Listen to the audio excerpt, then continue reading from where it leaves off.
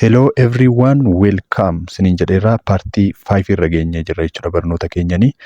Kutaawwan darbe keessatti paartiiwwan darbaniin jechuudha. Capitalization irraa kaasnee punctuation, preposition akkasumas immoo conjunction waliin ilaalaa turuun keenya ni yaadatama. As keessatti paartii 5 subject verb agreement kan jedhu waliin ilaalla jechuudha. So qorumsa entrance exam irratti ba'uu kanneen danda'an akkasumas immoo qorumsa kilaasii keessatti jechuudha baay'ee kan nu gargaaran. Tooppikiiwwan 30 ta'an keessattuu entrance exam irratti related kanneen ta'an viidiyoo hojjechaati kan jirru. So har'a paartii 5dhaan subject verb agreement waliin ilaalla. PDF kana yoo barbaaddan akkuma dursa isinii kaasaa jiru warri bitattan jirtu komentii jalqabaata irratti linkii isiniif kaa'u tuquudhaan shooppii kan jedhu jalaa bitachuu dandeessu. Subject verb agreement akkamiin fayyadamnaa kan jedhu har'a barumsa baay'ee detailed ta'e waliin ilaallaa karaa isinii galuu danda'uun jechuudha. Subject verb agreement means maal jechuudha? Subjects and verbs must always agree with each other jechuudha. Wanta biraa of keessaa qabu. Subject verb agreement jechuun subjectii fi verbiin maal ta'uu qaba? Must always walii galuu qaba yookiin walitti dhufuu qaba jechuudha. Kana jechuun maal jechuudha? Agree with each other jechuun single subjectis take singular verbii ta'uu qaba. Singular subjectiin singular verbii fudhachuu qaba. Plural subjectiin immoo take plural verbii fudhachuu qaba jechuudha. Kanuma jechuudha.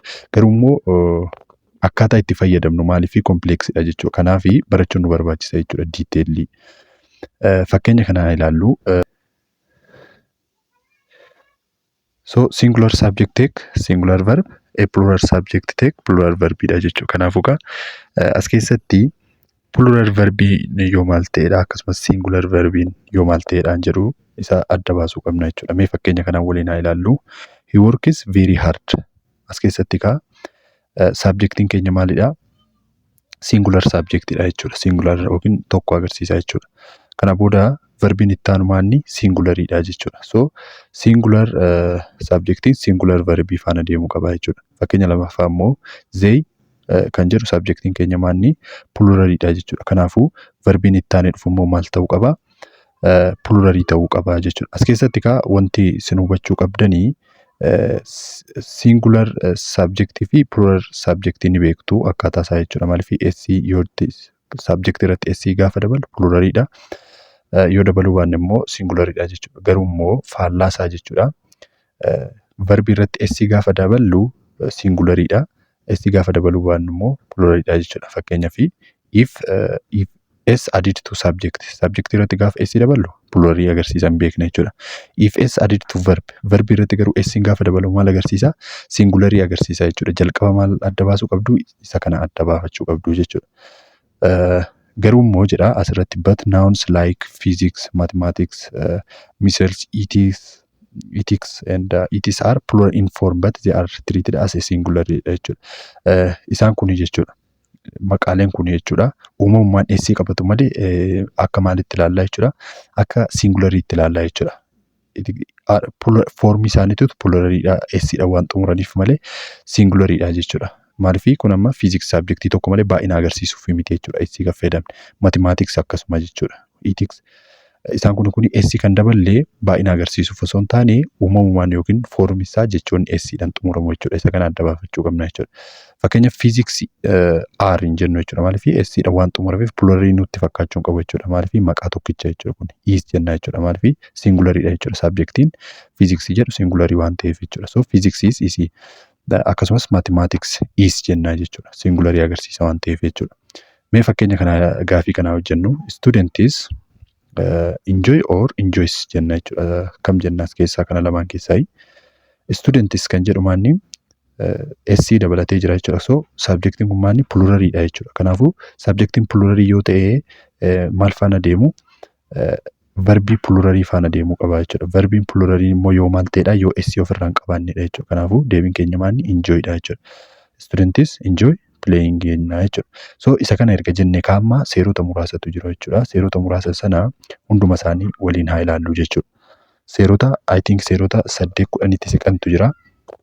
Isaan sana hundumaa gaafa laallu maaliif subject verb agreement qorumsa entrance irratti irree dhufan haala salphaatiin hojjechuu dandeenya jechuudha. Jalqaba irra kan jiru subject joined by and take plural verb yeroo kamiyyuu jechuudha. Saabjektiin endaadhaan yoo wal qabatan yookiin saabjektiin lamatu jira endaadhaan gaafa wal qabatan maal fudhatu? Plural verbii fudhatu jechuudha. Garuu immoo exceptionii qabu jechuudha. Isas gara jalaatti ilaalla jechuudha. Fakkeenyaaf Tom and his brother endaadhaan wal qabatee jira jechuudha. Kanaafuu maal fudhata? Work. Work jechuun immoo verbiin kun maali? Verbii pluralidha jechuudha. Maaliif S osoo daballee verbii singularii ta'a jechuudha. Kanaafuu Tom and his brother endaadhaan walitti hidhamee jira waan ta'eef maal fudhata? Plural verbii fudhata jechuudha. Abel and Minas are my brothers. Abelii fi Minas walitti endaadhaan hidheera jechuudha. Kanaafuu maanni saabjektiin lama jechuudha. Lama tokko olluu agarsiisa jechuudha. Kanaafuu maal fudhata? Plural verbii fudhata jechuudha. Are. Are in plural. If the subject are regarded as a unit, a singular verb is used jechuudha.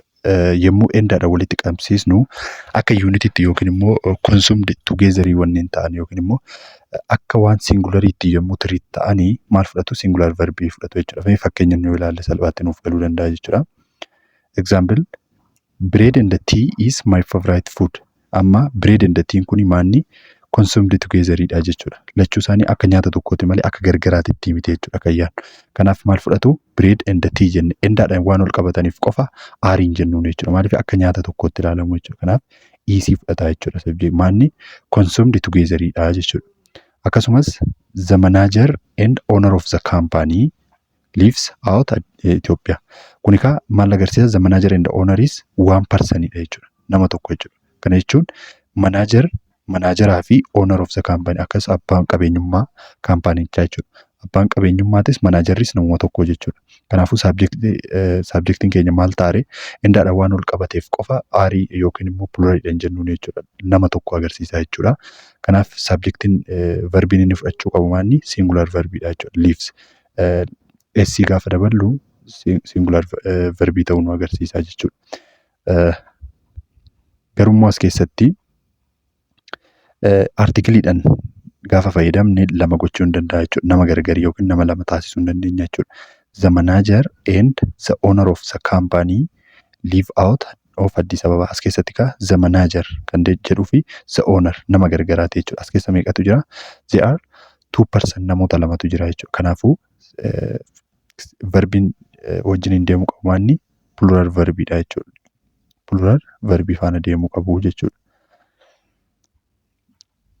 As keessatti artikilii ilaallaa jechuudha. The manager, the owner jedhee plurarii ta'uusaa yookiin immoo saabjektiin namoota gargaraa ta'u nama lama ta'uu nutti agarsiisaa jechuudha.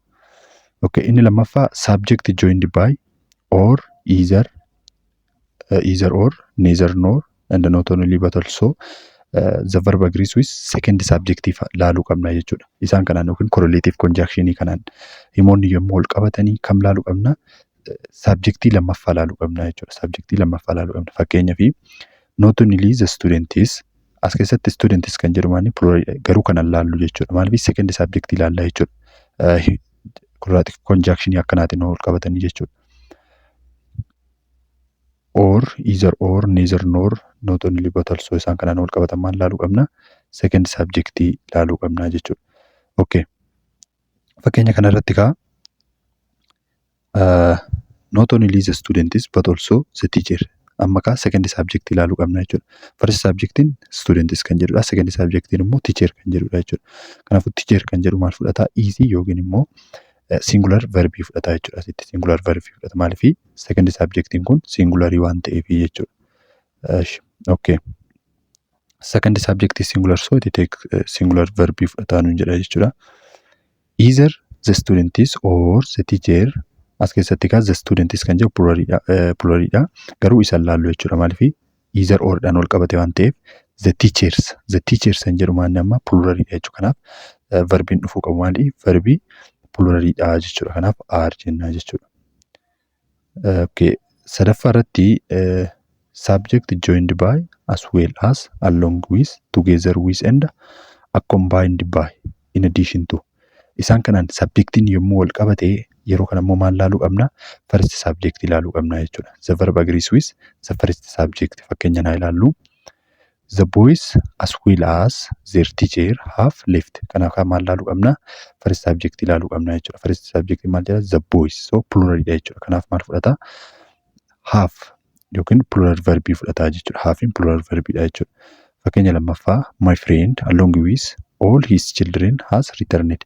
As keessatti kan my friend kan jedhu maanni singularidha jechuudha. Singularidha. Kanaaf maal fudhatee haasii fudhatee jechuudha. Verbiin haasii fudhatee jechuudha. Maaliif first subject ilaallaa jechuudha. Jechoota kamiyyuu immoo wal qabatanii as well as, along with, together with and accompanied by. Isaan kana kanaan wal qabatanii deeshiintu. Isaan kana kanaan wal qabatanii jechuudha. Okay. The student is accompanied by the teacher have come.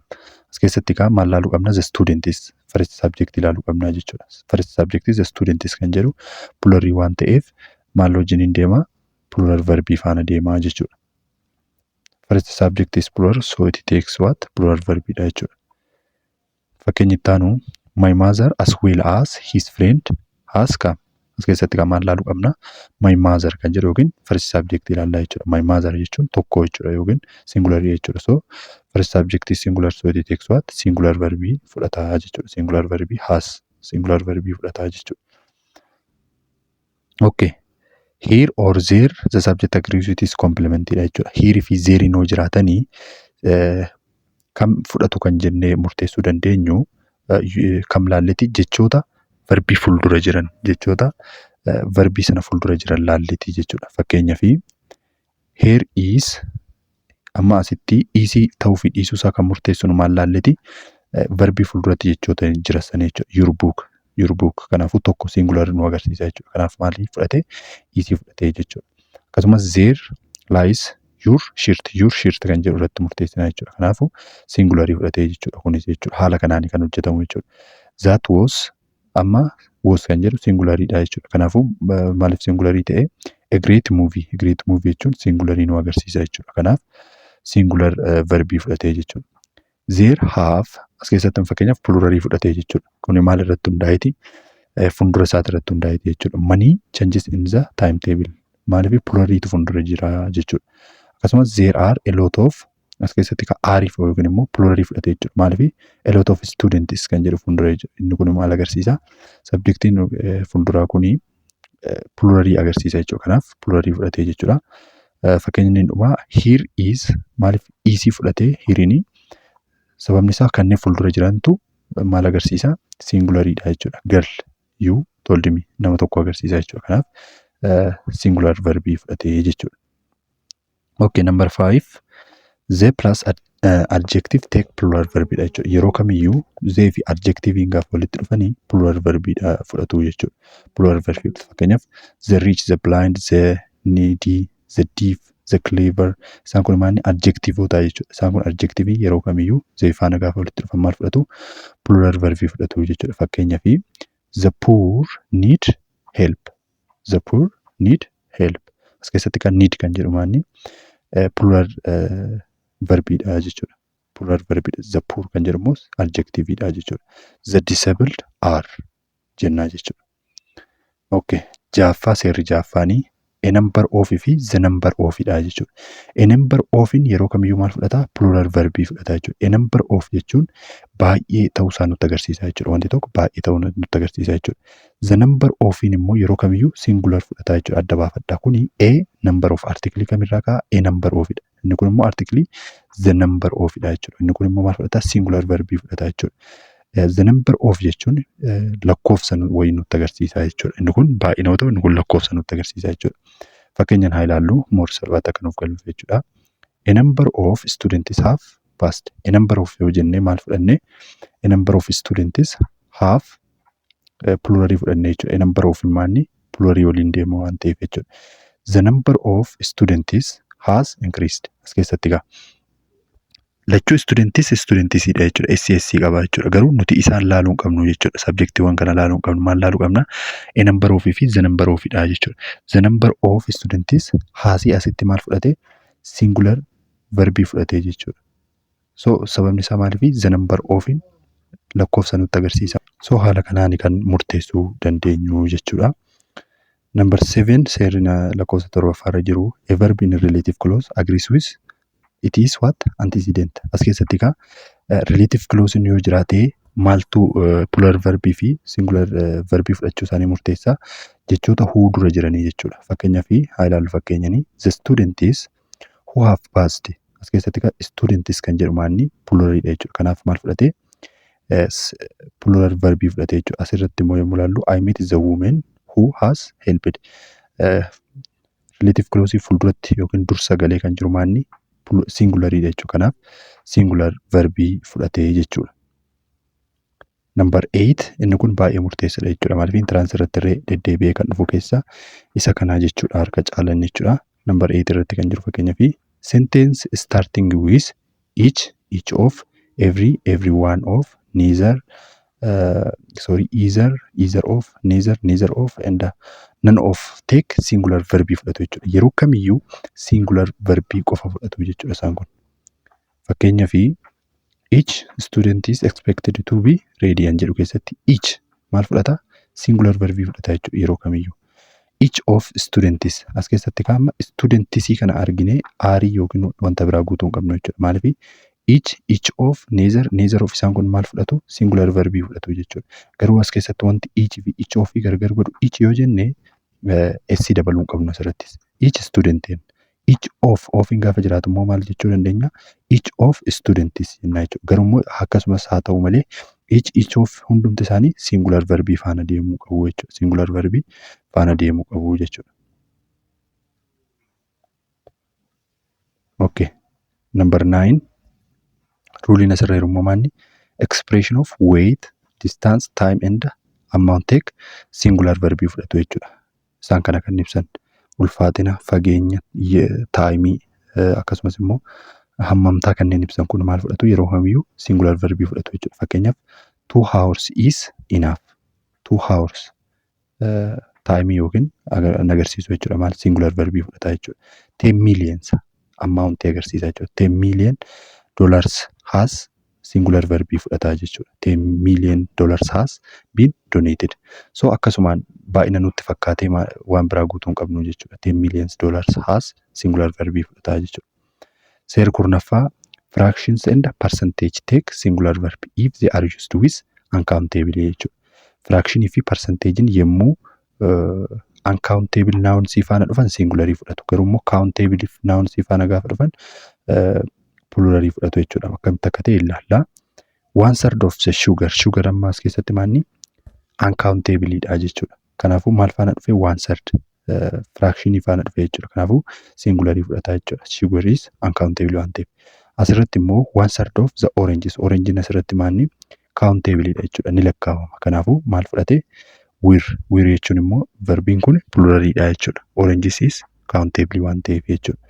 Akkasumas percentidhaan immoo ta'anii fakkeenyaaf 50% of the time faana waan dhufeef 50% of the time time maanni uncountabilidha jechuudha. So wasin immoo singularidha jechuudha. Used for discussion. 50% of the cars immoo maanni countabilidha jechuudha. Ni lakkaa'ama jechuudha. Kanaafuu plural verbii faana dhufa jechuudha. Weerin plural verbiidha jechuudha. So barnoota keenyaa asirratti xumurree gaafii lamatu jira, paartii lamatu jira. Tokko entrance examidha. Isa kun immoo exerciseidha jechuudha. So exercise kana erga hojjennee booda entrance examis waliin hojjennaa jechuudha. Okay, underline the correct expression given in the brackets nun jedha jechuudha. Number 1, some of the money has or have been donated to the improvement. As keessatti maal jechuu qabna? Haasidha moo haafitu gala? Some of the money. So as keessatti wanti ilaaluu qabnu the money kan jedhu. Money maanni uncountableidha jechuudha. Uncountable waan ta'eef maal faana deemuu qaba? Singularii faana deemuu qaba jechuudha. So deebiin keenya maal ta'a? Haasii ta'a jechuudha. Some of the money has been donated to. So haasii faana deemuu qaba. Haasiin immoo singular verbiidha jechuudha. Number 2, the police are or is coming to the crime. As keessatti the police kan jedhu yeroo kamiyyuu jechuudha. Yeroo kamiyyuu plurarii faana deemuu qaba. The police yoo jedhe. Garuu the police man yoo jedhe garuu singularidha. Garuu jechi kun yeroo kamiyyuu plurarii faana deemuu qaba. Fuuldura isaa wanti biraa jiraachuu baannaan the police yoo jedhe jechuudha. Kanaafuu the police are coming to the crime. The police always take plural verbiidha jechuudha. Number 3, the girls as well as. Asirratti as well as idhaan ol qabatee jechuudha. Their teacher has or have come. The girls as well as their teacher have faana deemaa jechuudha. Maaliif maal laaluu qabna jennee as well as combined by yoo jennu jechoota akkasii sana jechoota laalle sana hundumaa gaafa laallu maal ilaaluu qabna inni first subject ilaaluu qabna jechuudha. So first subjectiin as keessa jiru maanni girls kan jedhu pluralidha. Kanaafuu maal faana deemuu qaba? Haafii faana deemuu qaba jechuudha. Number 4 everyone is aariitu gala iddoo kamtu gala is moo aariitu gala everyone is are working with the book. So everyone is working with the book. Always everyone kan jedhaman everyone neither isaan jedhamu kun yeroo kamiyyuu maal faana galu everyone singular verbii faana deemuu jechuudha. Singular verbii faana deemuu qabu jechuudha. Number 5 I like students who are or is confident. As keessatti ka who dura kan jiru kanatu murteessaa jechuudha. Who dura kan jiru pluralidha waan ta'eef aariidha jechuudha. I like students who are confident jechuudha. Number 6 neither the father nor his sons likes. As keessatti ka neither the father nor his son neither nor idhaan walitti hidhamanii gaafa jiran maal ilaaluu qabna jenne second subject ilaaluu qabna jechuudha. Second subjectiin keenya maanni his sons kan jedhu pluralidha jechuudha. Kanaafuu maal faana deema? Plural verbii faana deemuu qaba jechuudha. Plural verbiin immoo like kan jedhu kana jechuudha. So neither the father nor his sons like the new car dha jechuudha. Luka second subject ilaaluu qabna jechuudha.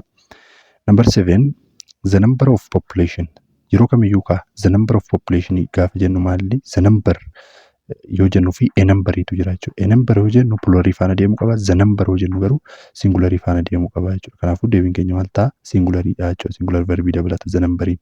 The number of population is increasing from time to time dha jechuudha. Number 8 my friend and helper of the company. As keessatti kan maal agarsiisaa jira? Nama tokko 1% dha jechuudha. My friend and helper of the company. Osoo asitti my friend and the helper osoo jedhee yookiin immoo my friend and my helper osoo jedhee lama ta'uu danda'a jechuudha. Asirratti garuu my friend and helper jechuun 1% dha jechuudha.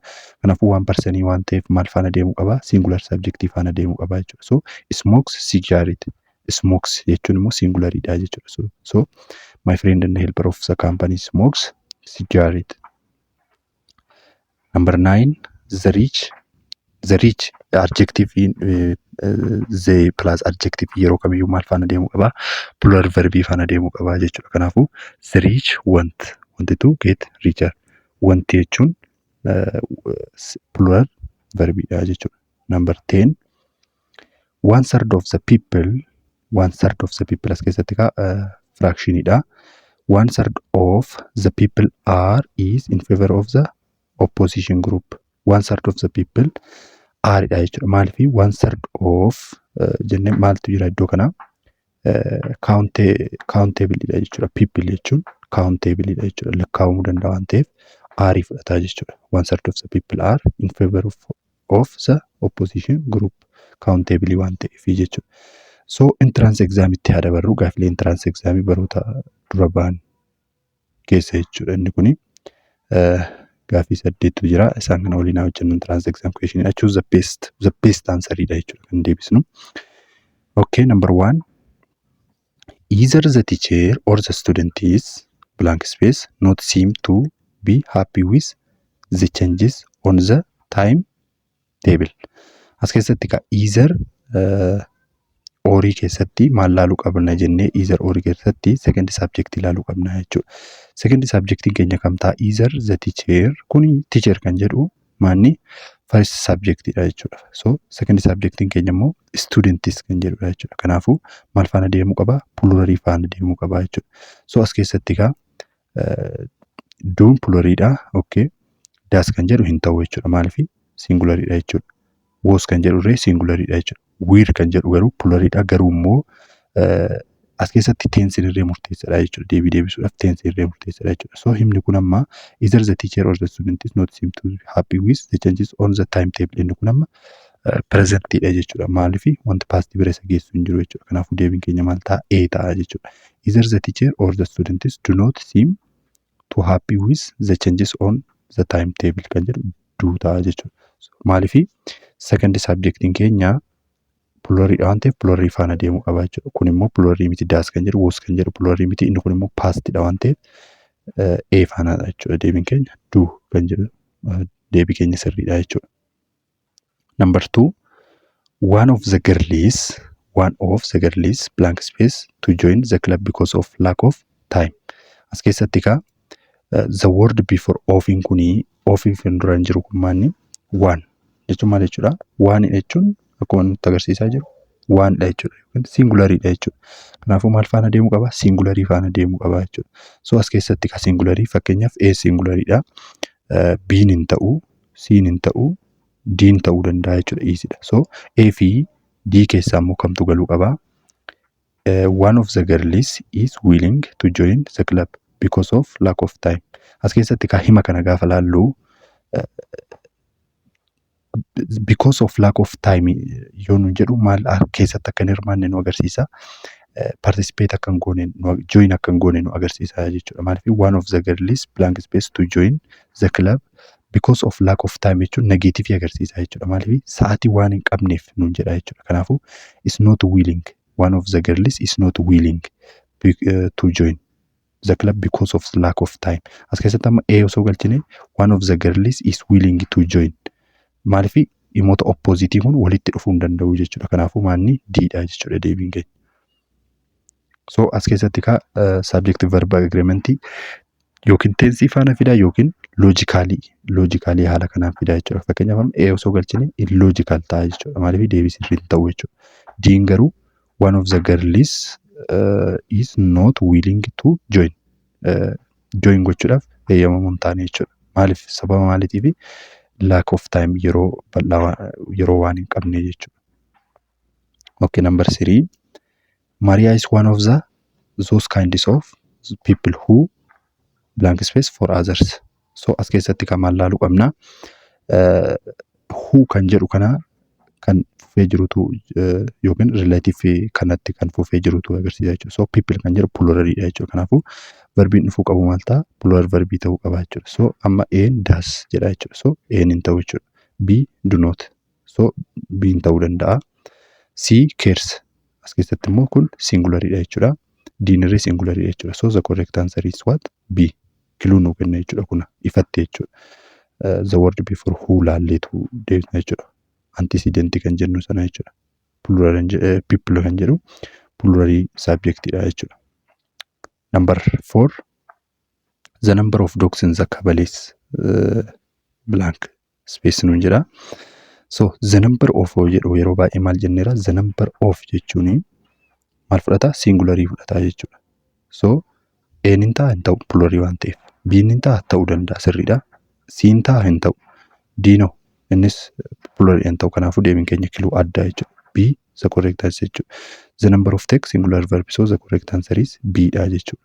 A number of gaafa ta'e garuu immoo pluralii fudhata jechuudha. Number 5. Either of us blank space expected to submit 2-page report by the end of May. As keessatti gaa either of neither of yeroo jennu maal wajjin deemu? Singular verbii wajjin deemu qaba jechuudha. Singular verbii wajjin deemu qaba. Kanaafuu A hin ta'a hin ta'u. R hin jiru pluralii waan ta'eef. B irra kan jiru immoo is ta'uu danda'a. Akkasumas C will ta'uu danda'a. D okay, as keessatti kaa erga kun jiraatanii maal laaluu qabna? Hima laaluu qabna jechuudha. Himni past dha moo present dha kan jedhu laaluu qabna jechuudha. As keessatti xumura kana dhufnee gaafa laallu 2-page report by the end of May gara fuulduraatti jechuudha. Xumura ji'a May itti nuun jechaara jechuudha. Gara fuulduraatti nu agarsiisa jechuudha. Kanaafuu deebiin keenya maal ta'a? C ta'a jechuudha. Tokkoffaa either of jechuun singulariidha. Sanaafuu will jechuun singulariidha. Will have been. Deebiin keenya C haala kanaan ta'a jechuudha. Okay, number 6. The purchasers should be accountable for what had happened. Blank space pieces faulty. All, neither, both, every. So as keessatti ka piece kan jedhu kuni amma maanni singularii dha jechuudha. Piece singular subject dha jechuudha. Kanaafuu maal faana deemuu qaba? All faana deemuu qaba no? All pieces jedhama jechuudha. Eestiin osoo jiraattee ni danda'a. Asirratti immoo neither piece okay ta'uu danda'a neither'idha. C both pieces ta'uu qaba. Eestiin dabalamuu qaba. C'n hin ta'u jechuudha. D every piece. So every ta'uu danda'a. Kanaafuu amma kaa deebiin keenya kam keessaa neezarii fi every keessaa jechuudha. Haa ta'uti garuu the purchaser should be accountable for what had happened. Piece is fault. Neither jechuun kan biraa osoo as keessatti wanti lama ta'uusaa wanti nutti agarsiisu hin jiru jechuudha. Wanta lama ta'uusaa yookiin immoo keessaa kun hojjechuusaa wanti nutti agarsiisu hin jiru jechuudha. Kanaafuu maal goona? Deebiin keenya every dha jechuudha. Every piece is faulty dha jechuudha. Number 7, the police jedhu kun yeroo baay'ee the police gaafa jedhu maal wajjin deemuu qaba? Plural faana deemuu qaba jechuudha. So as keessatti have seen ta'uu danda'a, soon ta'uu danda'a, seen ta'uu danda'a. So as keessatti hunduu ta'uu danda'a garuu hima laaluu qabna jechuudha. The police him there are so many times and how they have him as primary suspect. Present perfect dha jechuudha. Present perfect dha jechuudha himni kun. Recently action raawwateedha jechuudha. Recently wanta as keessatti the present perfect because recently past action dha jechuudha. Past action ta'eetu wanta dhiyeenya kana raawwatamedha jechuudha. Kanaaf bal'inaan ilaalla jechuudha tensii keessatti. Deebiin keenya kanaaf maal ta'a? A ta'a jechuudha. Number 8. Blank space of you is responsible for what had happened. It was this Nigerian guy that stole everything in jedha jechuudha. As keessatti both of hin jedhamu akkuma galmataattu both of hin jedhamu, either of jedhamuu danda'a, neither of jedhamuu danda'a, one of jedhamuu danda'a jechuudha. So maaliif sii ta'e neither maaliif jedhamee as keessatti gaafa laallu blank of you is responsible what had happened as keessatti is inni jira jechuudha. Is waan jiruuf both hin jedhamu jechuudha. Is waan jiruuf jechuudha. Either fi neither waan ta'uu danda'a garuu maaliif si yookiin immoo neither ta'an jedhuu fi fuuldura kanatu jira jechuudha. It was this Nigerian guy that stole everything. Nama Nigeria kanatu waan hunduma fudhate waan ta'eef isin maal ta'u itti gaafatamummaa hin qabdanii jechuudha. Itti gaafatamummaa hin qabdan jechuu yoo barbaade immoo jecha negatiiviin barbaadaa jechuudha. Neither jechuun isin itti gaafatamummaa hin qabdanii akka jechuuti jechuudha. Neither jechuun. So kanaaf neither ta'a jechuudha. Either fi waan inni irree ta'uu danda'a garuu jecha fuuldura jiru kuni Nigerian guy tokkas godhe waan ta'eef isitti gaafatamummaa qabdan jechuudhaaf neither fayyadamaa jechuudha. So C is the correct answer. Negative agarsiisuuf jechuudha. So subject verb agreement haala kanaan xumurreetti kan jiru irra deebi'aa sirriitti dhaggeeffadha. Akkasumas immoo referensii keessan sirriitti dubbisaadha. Viidiyoo yoo isinitti tole chaanaalii kana subscribe gochuun dagatina. Akkasumas immoo like godhaadha. PDF yookiin immoo nootii kana sirriitti dubbisuu yoo barbaadan akkuma isiniin jedhe argachuu ni dandeessu. Egaa viidiyoo barnoota biraan walitti deebinutti.